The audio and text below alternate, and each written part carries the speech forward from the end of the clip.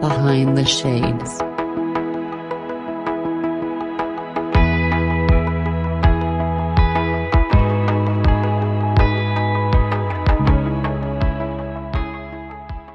You know what? Maybe this is also a time for you to learn to not judge yourself, right? And just accept yourself for who you are. Just love yourself and be okay with who you are. And that way, you'll be able to accept everybody as who they are.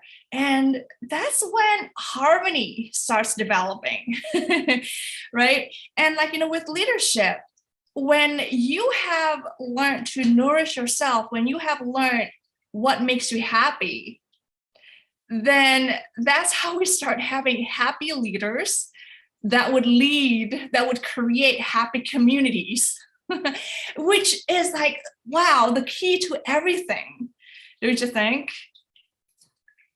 I absolutely do. And I'm going to call her right now and say, hey, Jenny said to get up and do some belly dancing. And she's going to promote some videos right now and send us some videos because, ladies and gentlemen, who is watching this, wherever it is that you're watching it, we have two asks of you when you watch this. One, dance, dance, and dance again. And two, you won't be able to dance better than the two of us.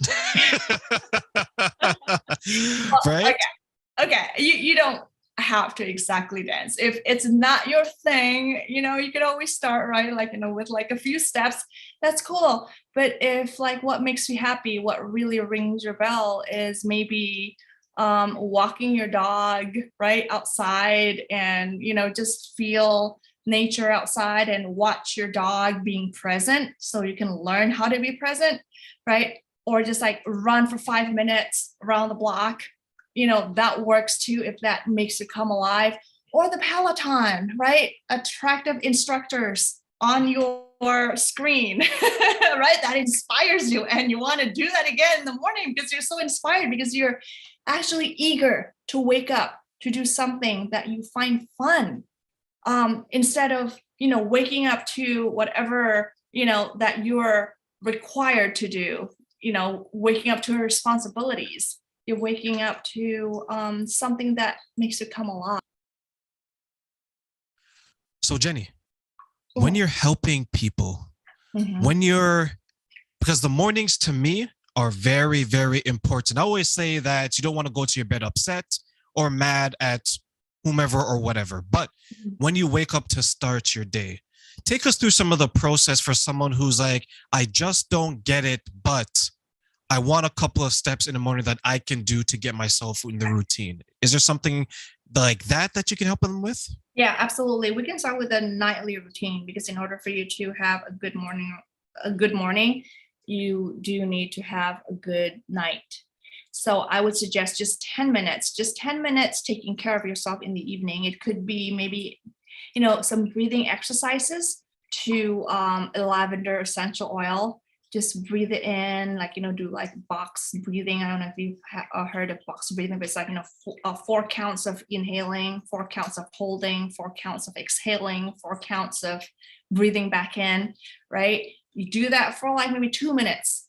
That would relax you for a good time, for a good sleep. Or you could go have a hot shower, hot bath, right? Then the last thought that you go to bed with is the first thought that you wake up with. Remember that.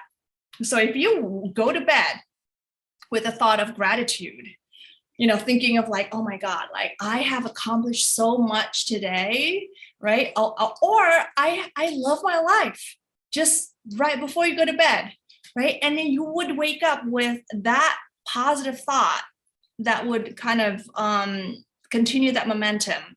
You would wake up being grateful for your heart that's been working without you having to think about it, and you're breathing the whole time that you're sleeping without you having to think about it, right?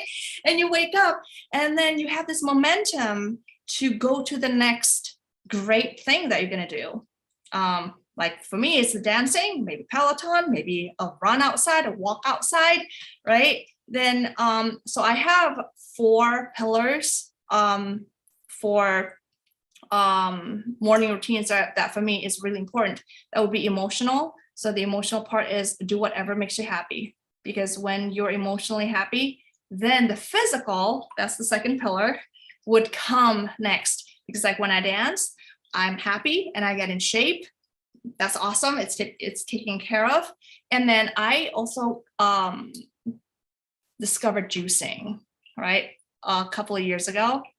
That also helps with the physical. When I'm nourished physically, I'm also happy emotionally. I juice celery and lemon and turmeric and ginger, like all of that, and makes me feel so energized, right?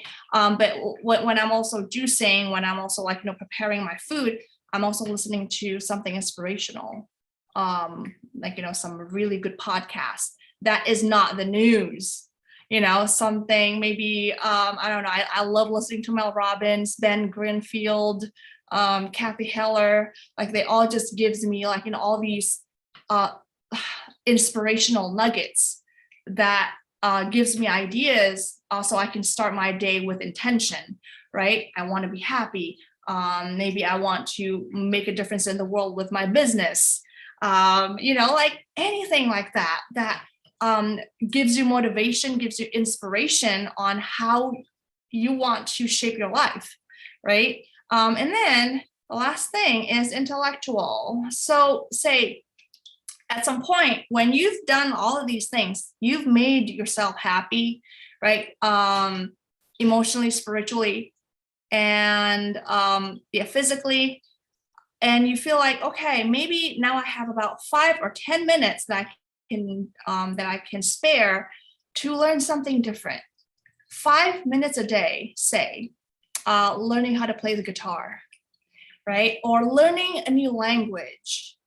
First thing in the morning, just 5 minutes. Imagine 5 minutes and you keep doing it for a week, and then the second week, and then the third week. That's a lot of hours, right? Imagine how many words that you could learn if you want to learn a language, right? Within those 5 minutes every day for 3 to 4 weeks. Or like for me, I was learning salsa steps. I was learning like cha-cha steps. So it's like, yay, I nailed it after like a month, right?